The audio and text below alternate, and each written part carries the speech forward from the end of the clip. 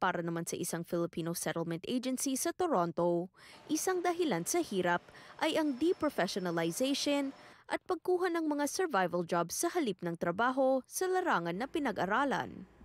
Isang hamon rin daw ang kakaibang kultura sa paghanap ng trabaho sa Canada kumpara sa Pilipinas. For example, sa Pilipinas, madali tayong kumuha ng trabaho because of our kakilala or connections. Pero pagdating dito, there's also a certain process on how you apply for jobs. So one good example is that when you apply for jobs here, yung resume na pinapasa mo is that dapat hindi lalagpas ng more than 1 or 2 pages. And so, ibang-iba sa kung ano yung job searching process back in Pinas. Payo ni Solis sa mga immigrants, lumapit sa mga government-funded settlement agency katulad nila para makakuha ng libreng resources at connections.